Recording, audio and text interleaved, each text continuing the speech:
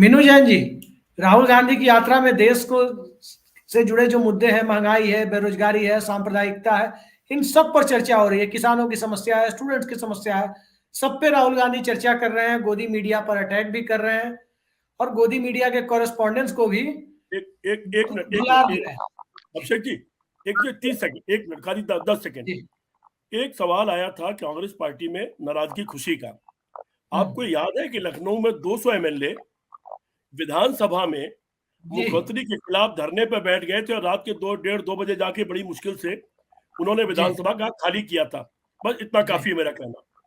जी, मीनू जैन जी से मैं ये जानना चाहता है कि मीनू जैन जी, इतने सवालों के बीच में क्या आपको लगता है कि राहुल गांधी कांग्रेस के वर्कर्स को भी कुछ संदेश दे रहे हैं?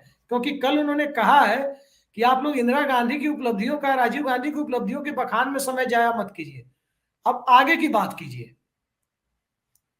जी जी, अभिषेक जी, मेरी आवाज साफ आ रही है कि नहीं? मैं पहले पूछना चाहती हूँ क्योंकि आपकी आवाज जी, आप म्यूट कर लीजिए है। जी। हाँ जी, हाँ जी, हाँ। देखिए, राहुल गांधी जिसको कहते हैं ना कि लीडिंग बाय एग्जाम्पल, कि वो खुद अपने आप एक एग्जाम्पल प्रस्तुत कर रहे हैं कार्यकर्ताओं के सामने, जिसमें कि जो आप परिश्रम देख रहे हैं, सबसे पहले तो अब उसको पार्टी के लिए समझ लीजिए परिश्रम, या एक विचारधारा के लिए परिश्रम समझ लीजिए, वो खुद कर रहे हैं। और वो एक इनडायरेक्ट मैसेज कार्यकर्ता अगर इतना ग्रास्प कर सकते हैं और करना भी चाहिए,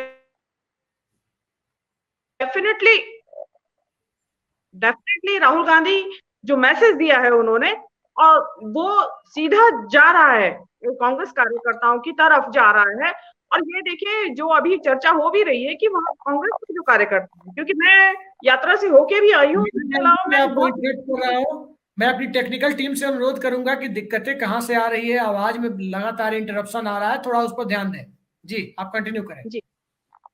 जी हाँ, तो राहुल गांधी जो है इसमें मैसेज तो वो लगातार दे रहे हैं, कार्यकर्ताओं के लिए भी दे रहे हैं, जैसे जो आपने भी बताया कि उन्होंने कहा कि भाई पिछला बात ना दोहराएं, इंदिरा जी ने क्या किया, राजीव जी ने क्या किया। मैं यहाँ थोड़ा सा असहमति जताती हूँ राहुल गांधी की बात से।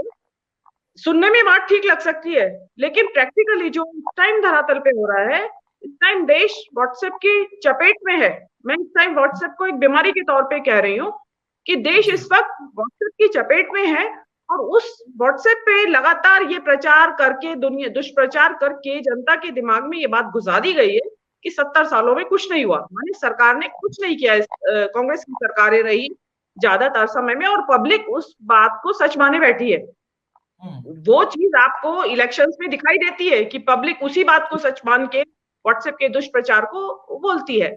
तो मैं, अगर कांग्रेस इस बात को, कांग्रेस के कार्यकर्ताओं को कहा जाता है कि आप इस बात को ना दोहराइए, तो अगर कांग्रेस की तरफ से रिबटल नहीं जाएगा इस बात का, या एक्सप्लेनेशन नहीं जाएगा कि कांग्रेस ने क्या किया, इंदिरा जी की सरकार ने क्या किया, या राजीव जी की सरकार ने क्या किया, तो शायद एक कांग्रेस के शासन का जो एक बहुत बड़ा वक्फा है, वो इस देश के इतिहास से मिटा दिया जाए।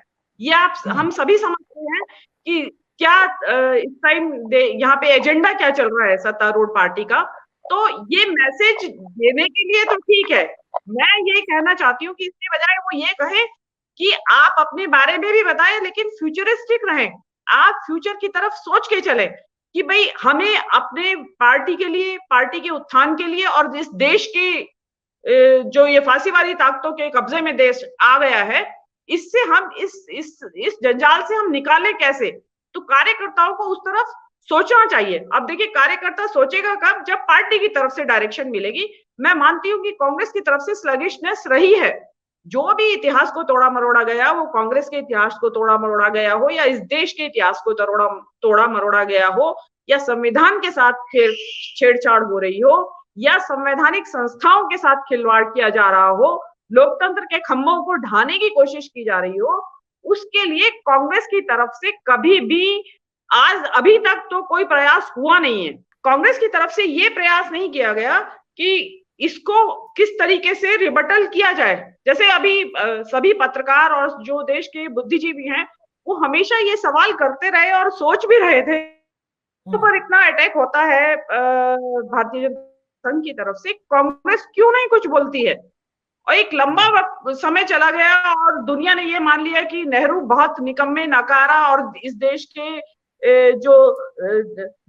की जो गड्ढे में फेंकने वाले वो नेहरू हैं इस देश को। तो ये कांग्रेस की एक बहुत बड़ी असफलता रही है। मैं ये कहना चाहती हूँ कि इस यात्रा के जरिए, इसके साथ साथ मैं कहती हूँ कि हर जगह जाएं और वहां पे क्लासेस शुरू होनी चाहिए कार्यकर्ताओं की, जो निचले स्तर का कार्यकर्ता है, जो इनके विद्यार्थी संगठन है, वहां पे क्लासेस शुरू होनी चाहिए। देखिए, कार्यकर्ता जुलूस निकाल लेता है, मोर्चा निकाल लेता है, लेकिन आज लड़ाई सोशल मीडिया पे भी चल रही है।